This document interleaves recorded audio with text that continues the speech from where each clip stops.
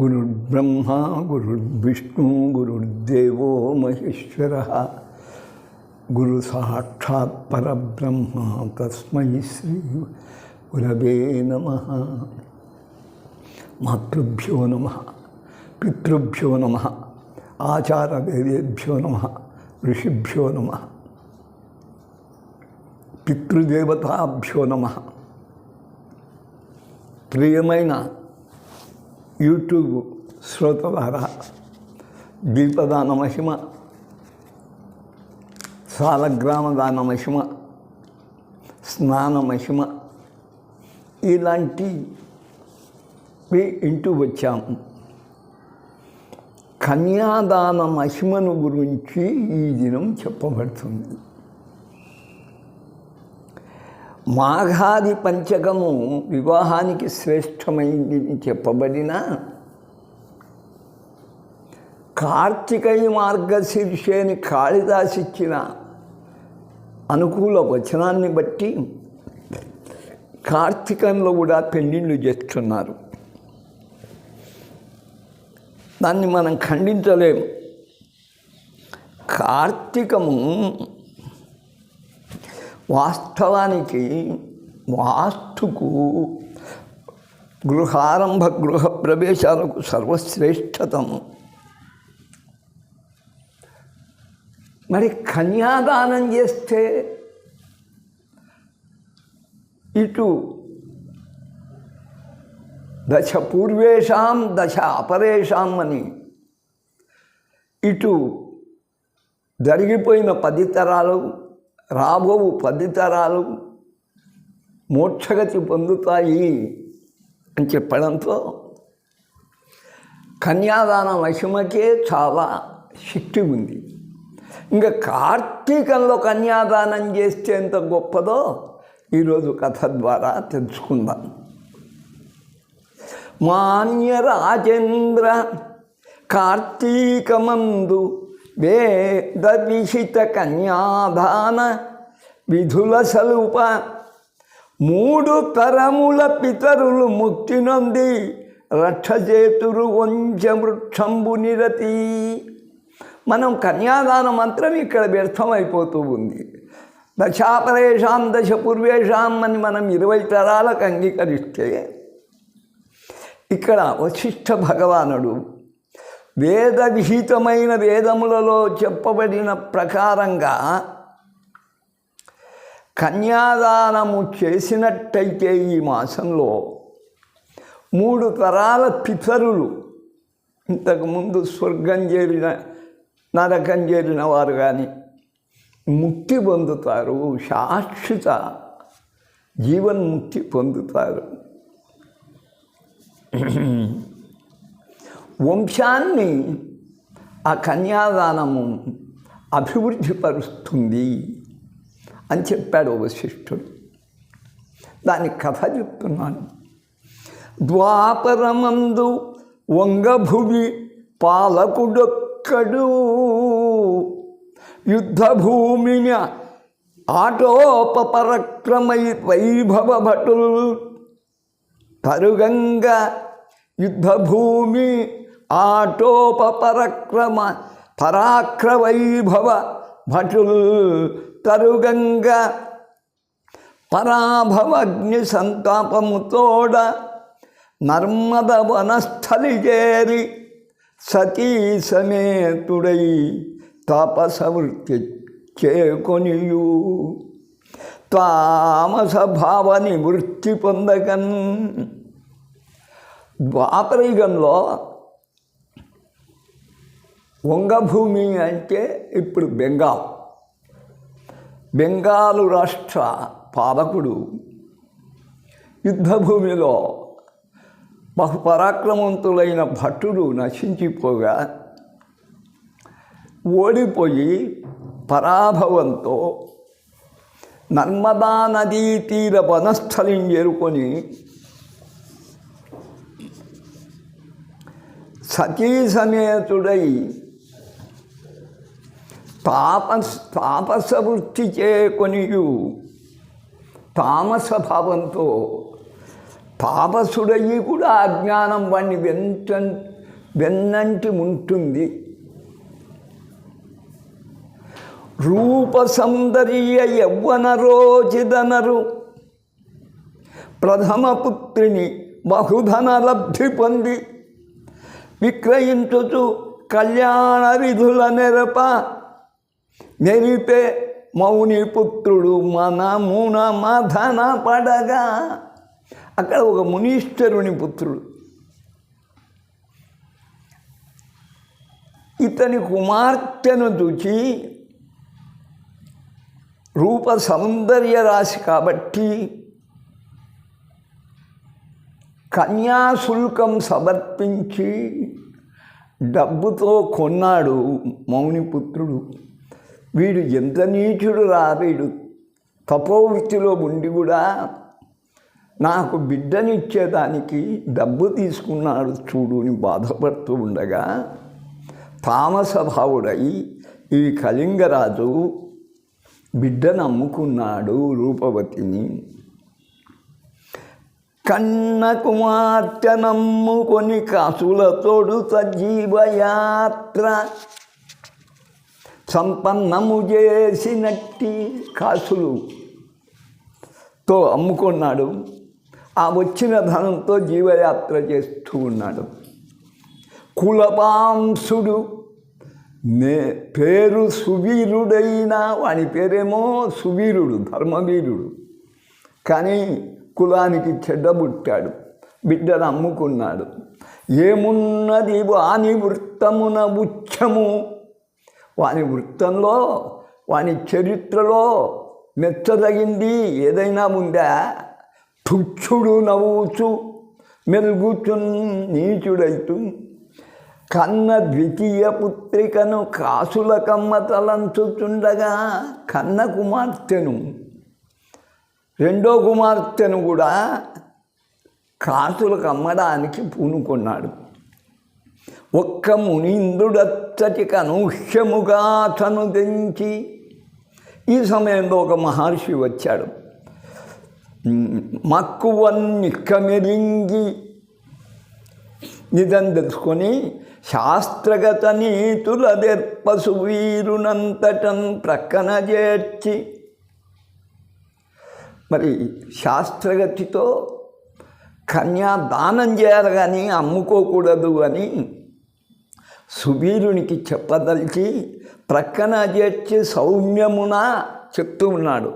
రాజవరిష్ఠ సూర్యునితో అంటున్నాడు, నికృష్ట బుద్ధివై అక్కజముంద కాసులకు అమ్మగదెంచితో కన్న కూతురి ఏమయ్యా, ఒక ఆమెను అమ్ముకున్నావు సాలదా, ఈ పాపను కూడా కాసులకు కన్యాశుల్కానికి అమ్ముకుంటావా? నీచుడు, ఇది నీచం కాదా? కన్యా విక్రయ దుష్కృతిం వెలుపగా కంపించు కంఠంబే. కన్యాశుల్కం తీసుకుంటే వాడు పొందే దుస్థితి చెప్పడానికి నాకు కంఠము వణుకుతూ ఉంది, అంత భయం. అది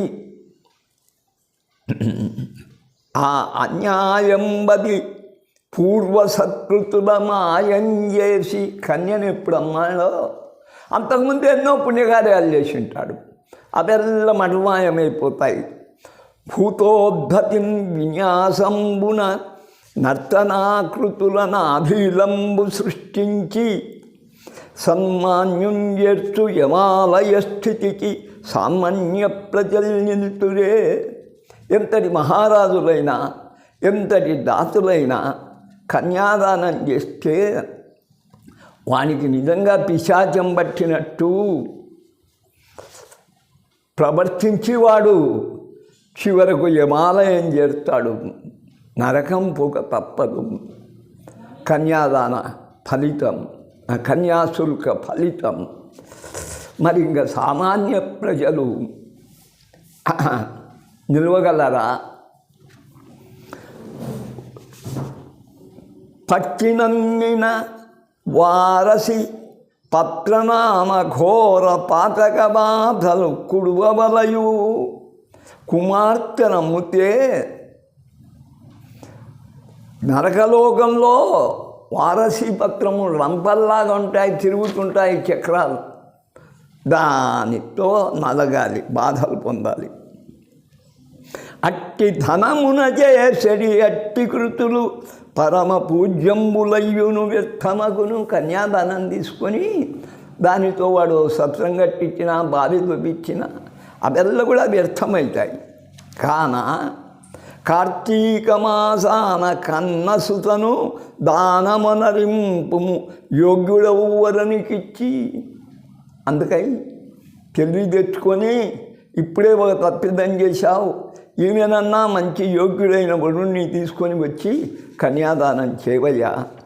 వారి కళ్యాణ పుణ్యఫలము నిన్ను నీదు వంశంబు నిల్ప పునాదియగును. ఆ కన్యాదాన ఫలమే నీ వంశాన్ని నిలుపుతుంది, నిన్ను తరింపజేస్తుందయ్యా అని చెప్పాడు. ఒక మహర్షి వచ్చి ఇంపనవ్వి, మహర్షి అంత ప్రేమభావంతో చెప్తే వాడు నవ్వి పరిహాసమనర్చుచు బేలమౌని. ఓ పిచ్చి బాపడా, అమాయకుడా, నీవనినటు చేయ పుణ్య ఫలితార్థపు సంగతులేమో గాని నీవన్నట్టు చేస్తే ఆ పుణ్యాల సంగతులు ఏమో కానీ జీవనము దరిద్రత నరకవాస విషాదమయంబు కాదే. ఈ లోకంలో మన జీవితం మరి నరకయాతనలు ఇక్కడనే అనుభవించవాలి, దరిద్రత నరకాన్ని. కాబట్టి రాధనమును కాలదన్నుచు నిధాన ఫలభ్రమ పర్వదీట్టుడే. ఏదో దానంతగా అది కలిసి వచ్చి ధనం నేను వస్తానంటుంటే వచ్చే ధనాన్ని కాలదన్ని ఎప్పుడో నిధి దొరుకుతుంది, పెద్ద నవనిధులు దొరుకుతాయని భ్రమతో పరుగులు తీస్తారా, ఉన్నది అనుభవించాలి అన్నాడు. అని నా మాటకు మవుని మారాడక వెడలిపోయను వీడొక పెరిగి అనుచూ. ఇంకేం చెప్తాడు, వానికి అడ్డు చెప్పకుండా ఇంక వీడొక వెర్రివాళ్లే చెప్పినా వినడని వెళ్ళిపోయాడు. శాస్త్రధిక్కార నేరంబు శాస్త్రియేయ. మళ్ళీ శాస్త్రాన్ని ధిక్కారం చేస్తే ఊరి కొంచుతుందా. విగత జీవుడు నయ్య సువీరుడంతా. అకాల మరణం పొందాడు, 40 ఏళ్ళకే చచ్చినాడు. ధర్మచరితుడు, వాళ్ళ వంశంలో రాజు ఒకడు ఉన్నాడు. ఎవరు? ధర్మచరితుడు శృతకీర్తి ధరణి విపుడు. శృతకీర్తి విస్తారమైనటువంటి కీర్తి గలవాడు. వాని కీర్తి వేదములున్నంత వరకు ఉంటుంది. అటువంటి రాజు అస్సలు సార్థకనామధేయుడు శృతకీర్తి.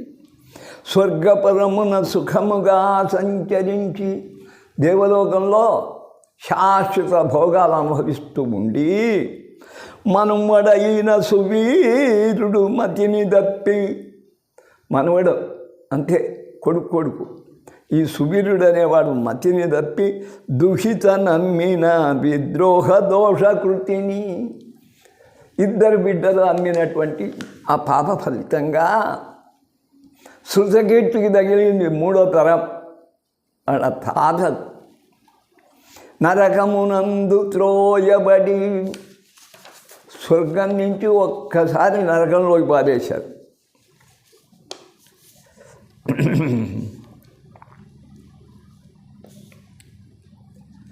న్యాయము ఓరా ఎముండు. ఇదేమయ్యా అన్యాయం? నేను బహుయజ్ఞాలు చేశాను, దానాలు చేశాను, ధర్మాలు చేశాను, నా కీర్తి శాశ్వతం అన్నారే, ఇదేమన్యాయం అయ్యా అంటే యముడు అంటాడు, గౌరవాతరము లెసంగ ధర్మగుణదామ. ఆయన చాలా జాగ్రత్తగా మాట్లాడుతున్నాడు యముడు. అయ్యా, ధర్మగుణములకు నువ్వు నిధానం కానీ గౌరవాదరములు గలవాడివి. భవదృశ పుణ్యకర్మముల్ కరమున బట్టి దాగి నీతో సమానమైన మహిమాన్వితమైన పుణ్యకర్ములను కూడా లాక్కొచ్చి నరకంబున దోషే ఏది త్వదీయ వంశ దుర్భరమగునట్టి దుష్కృతిని పాపగా చాలదవయ్య సోదర. నీ వంశీయుడు 2 బిడ్డలను కన్యాశుల్కం తీసుకొని అమ్మినాడు. ఆ పాపమే నిన్ను కూడా నరకపు కొంలో పడేసింది. మనుమడైనను వీరుడు మలిన బుద్ధి, నీకు మనవడు ఆ సువీరుడు, మనుమడైన సువీరుడు మలిన బుద్ధి బిడ్డనమ్ముతూ సుల్కాన పెళ్లి చేసే. బిడ్డను అమ్ముకొని కన్యాశుల్కం తీసుకొని పెళ్లి చేశాడు.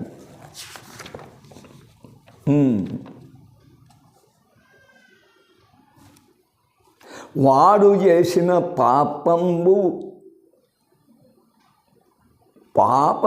నానెగాక పూర్వులైనట్టి మీ పైన పర్వతచే.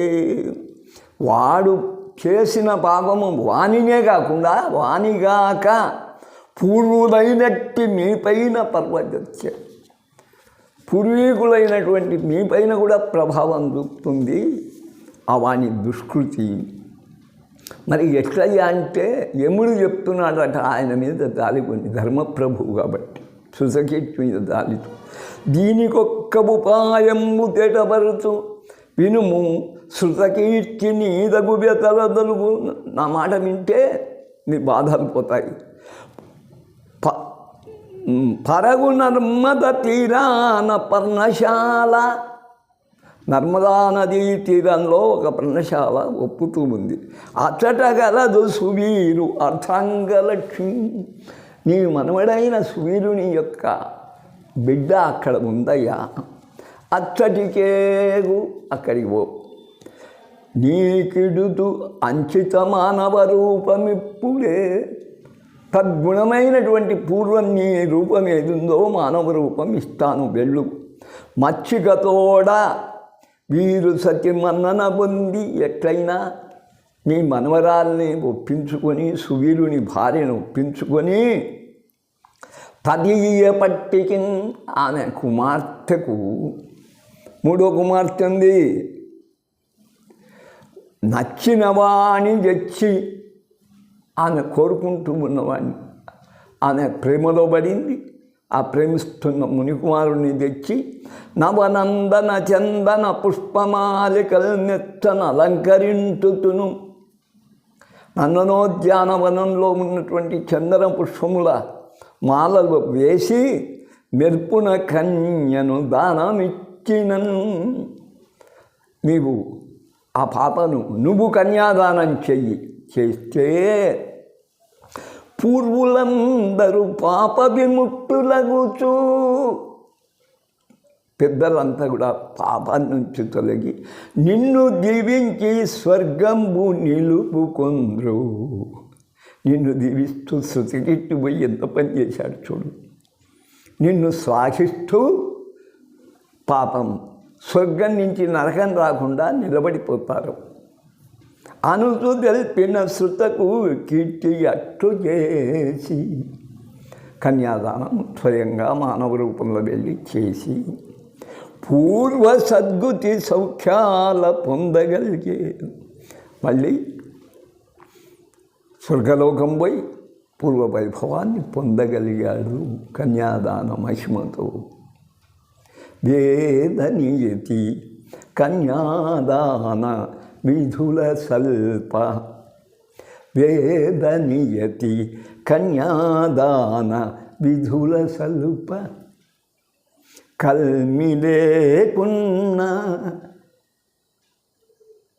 కళ్యాణ ఘడియలందు చేతనైనట్టి సాయంబు చేసిరేని